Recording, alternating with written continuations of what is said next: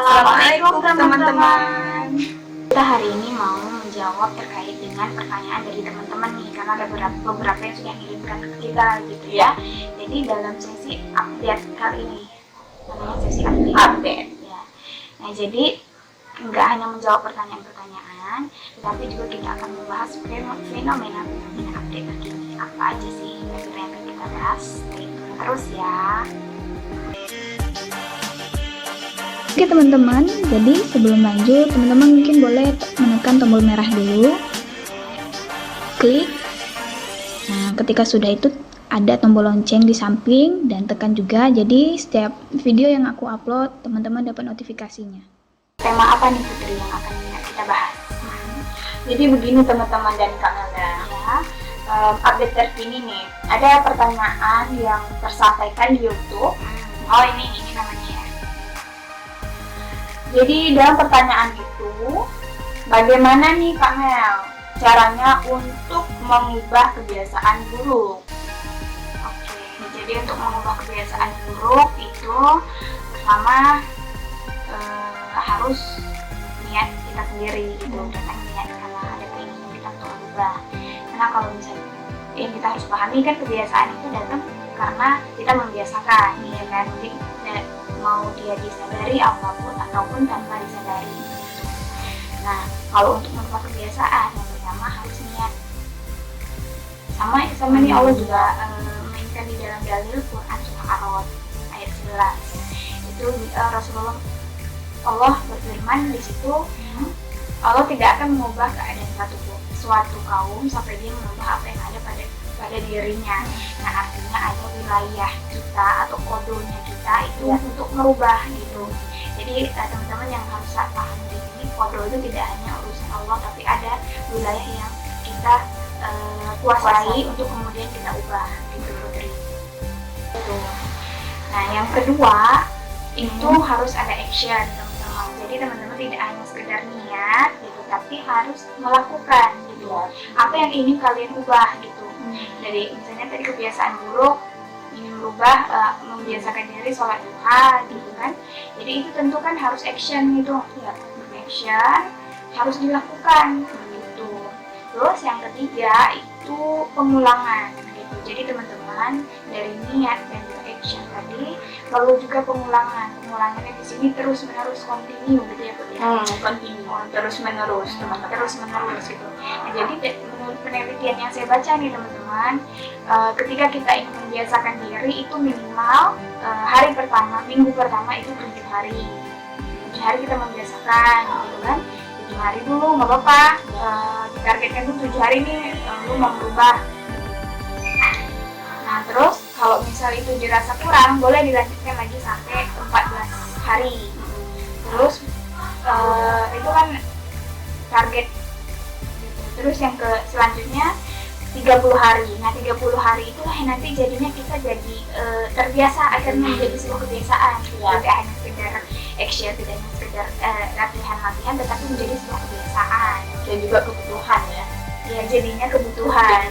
Jadinya kalau misalnya kita sudah terbiasa melakukan ini, jadinya kebutuhan. Kalau kita tidak melakukan, itu kan jadinya kurang. Kenapa ya, gitu kan? Jadinya kurang. Kenapa ya aku melakukan ini, gitu kan? Pasti kayak gitu ya teman-teman. Nah, jadi itu teman-teman 3 hal yang harus kita ketahui untuk merubah kebiasaan buruk. Ini sekarang giliran kakak ya. Giliran kakak ya. Kan di ini ya, kita mau beberapa hari lagi mau Ramadan nih teman-teman. Dalam kondisi seperti ini, dalam corona gitu ya, mudah-mudahan kita juga tetap harus bersukacita nih, tetap bahagia gitu, tetap menyambut, karena sebenarnya dalam keadaan kayak gini yang kayaknya justru kita harus memperbanyak ibadah kepada Allah gitu kan. Ini kunci menjadi kita bersemangat lagi, lebih bersemangat gitu.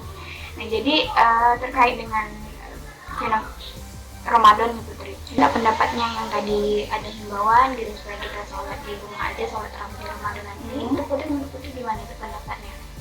Jadi kalau menurut aku sih pendapat himbauan bahwasanya untuk tarawih di rumah itu bagus Kak Mel. Bagusnya iya. karena untuk mengurangi interaksi sesama, berkumpul, dan juga mengurangi penyebaran virus COVID-19. Tapi Kak Mel, itu masih bingung nih, hukumnya apa ya? Hukum sholat tarawih. Iya, sholat tarawih di rumah itu. Jadi teman-teman, tentu kita jadi bingung ya, bingung. Sholat tarawih itu kok di rumah gitu. Iya. Karena kita sudah terbiasa sholat tarawih itu di masjid, benar nggak? Ya, jadi kan memang gini teman-teman, yang harus kita pahami bahwa sebenarnya hukum sholat tarawih itu di masjid sunnah. Hukumnya sunnah Putri, jadi bukan sebuah kewajiban kita sholat di masjid gitu. Karena apa? Ini dari sedikit cerita nih dari Rasulullah SAW gitu. Beliau ini pernah pada hari pertama puasa beliau sholat itu di masjid. Terus yang hari kedua beliau sholat tarawihnya juga masih di masjid. Terus hari ketiga juga masih di masjid. Hari keempatnya beliau sholat di rumah, bukan sholat di masjid gitu. Jadi kenapa kan pada bingung akhirnya sahabat-sahabat Nabi ya Mbak? Iya. Nah jadi teman-teman, pas sahabat Rasulullah menghadap beliau gitu, beliau mengatakan gitu katanya kayak gini, sahabat bertanya, ya Rasulullah kenapa engkau tidak sholat di masjid tadi malam gitu. Jadi Rasulullah menjawab gini, aku khawatir kalian akan menganggap bahwa sholat tarawih itu adalah kewajiban. Maksudnya sholat tarawih itu di masjid kewajiban, padahal tidak apa-apa kalau kita sholat di rumah. Jadi dari situ kita sudah bisa mendefinisikan nih kalau ternyata sholat tarawih itu tidak harus juga di masjid gitu. Jadi mungkin ini bisa menjadi sebuah ilmu ya bagi teman-teman juga. Karena kan saya juga di sini baru dapat juga nih teman-teman dari luar sumbernya gimana. Jadi begitu teman-teman. Aku juga bingung. Bagus imbauan dari ini menyuruh kita untuk sholat di rumah saja karena untuk mengurangi kan ya. Jadi juga ada kalanya aku bingung hukumnya apa ya gitu. Jadi hukumnya udah tahu ya teman-teman, hukumnya sunnah.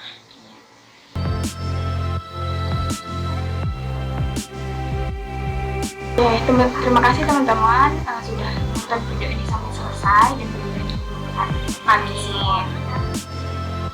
Udah ya Bud ya untuk subscribe, like, and comment dan juga share nih bagi teman-teman yang merasa bermanfaat.